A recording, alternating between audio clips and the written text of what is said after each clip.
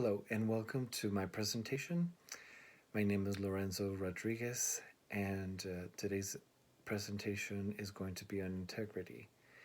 It is a quality of character, which to me, integrity has always been a part of my professional and personal life. And it is one that was instilled by my parents early on as a young man. So integrity comes into play when you are asked to cheat in order to win a particular game, whether or not you should play a star athlete or an athlete when they are eligible to play.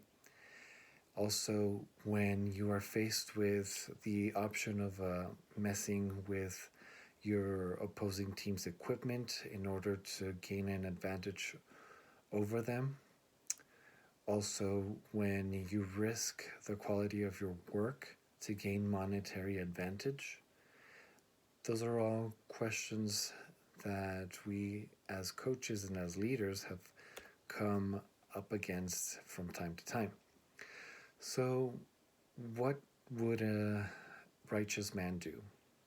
So, essentially, righteous man, which is a man with integrity, will do what is right regardless if it is the unpopular opinion or the option. When it is discovered that your star athlete is unqualified to play, a righteous man will sit them out because he cannot play. When an administrator tells you to look the other way when your players decide it is best to cheat, you do not look the other way. And you do not fall into that option of cheating.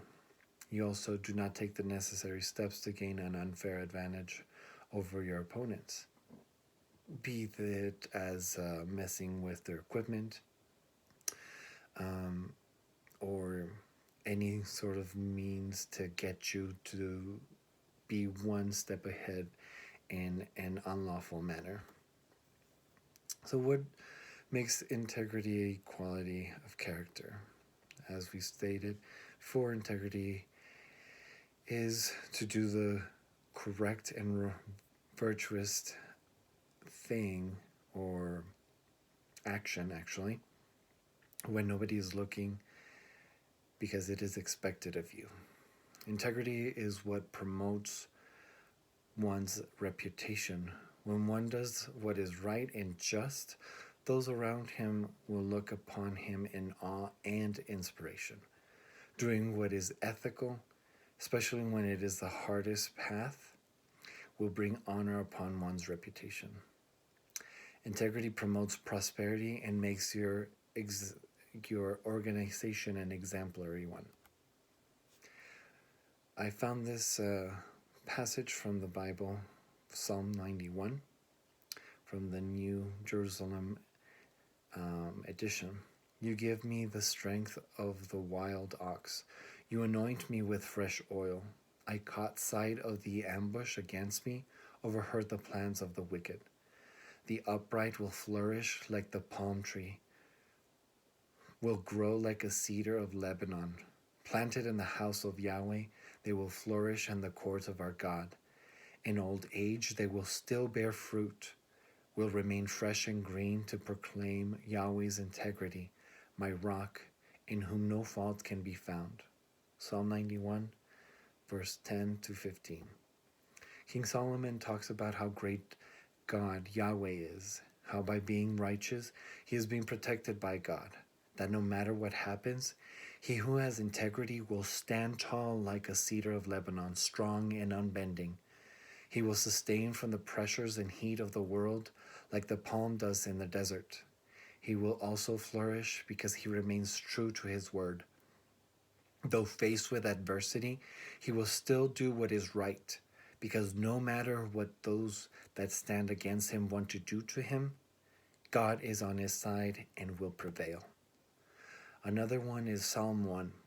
How blessed is anyone who rejects the advice of the wicked and does not stand in the path that sinners tread, nor a seat in company with cynics, but who delights in the law of Yahweh and murmurs his law day and night. Such a one is like a tree planted near streams.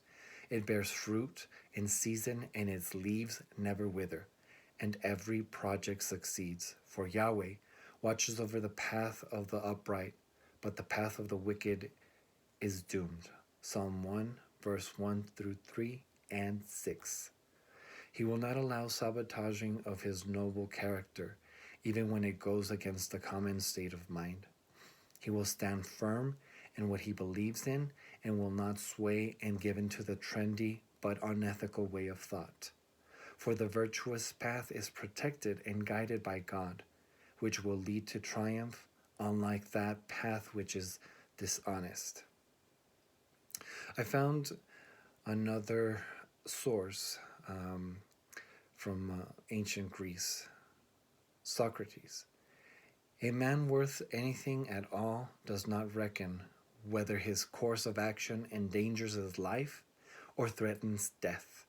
He looks only at one thing, whether what he does is just or not, the work of a good or of a bad man. He that knows that his path is that of a righteous man will never quaver in his trek. His only concern will be whether his decisions are that of a wicked man or of a commendable man.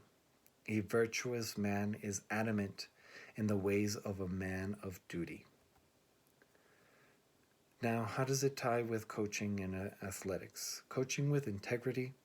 When you are faced with this decision of cutting a player, it should only be for awful behavior, never for lack of athletic ability. Demonstrate to your subordinates a cool, calm, and collected demeanor. Support your athletes when they are facing troubled times. When asked if it is okay to gain the plays and tactics of the opposing team, have the strength to refuse them. When faced with the capability of obtaining a better position using adverse methods, abstain from this temptation. From the book of by the author Marx, Season of Life, he has a quote from one of the two characters. Biff and Joe's ironclad rule that no Gilman football player should ever let another Gilman boy, teammate or not, eat lunch by himself. You happen to see another boy off by himself, go sit with him or bring him over to sit with you and make your friends. Biff said. How else would the boys make an impact? By living with integrity, and not only when it is convenient to do so. Always. No matter who is sitting by themselves, if it was any boy in the cafeteria, the football team knew they had to welcome the boy to their group. The football team knew this and followed through. Even when their coaches were not there, they accomplished the easy task they were given. This teaches the boys of Gilman to live to a higher standard by setting their expectations higher than the rest of the student population at Gilman. You can't be the kind of young man I want you to be if you're treating girls poorly, you're sneaking drinks, and you're messing around with drugs, because when you do those things, you're not thinking about anyone else. To be a man built for others, you must think of other people first. Implement higher expectations and explain to your athletes why you are setting the bar higher. Making a good decision, a habit, will, like any other habit, stick with your athletes. Keeping your athletes accountable for their own actions will inevitably yield better men and women. Integrity keeps men in line with the wishes of God, to be righteous men and therefore make the world we live in a better place. Helping others become better men and women is essential to keeping a noble way of life. Men of great virtue rise above the rest and stay on their set course and not dissuade from it. Staying grounded and rooted in the right path will set you apart from those who wish ill fate upon you. So this wraps up my presentation on integrity. I wish you a good day and God bless.